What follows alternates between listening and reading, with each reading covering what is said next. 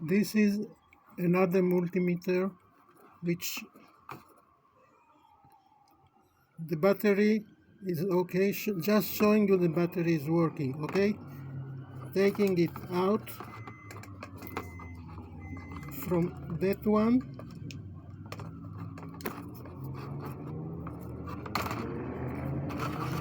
connecting to your multimeter correctly, and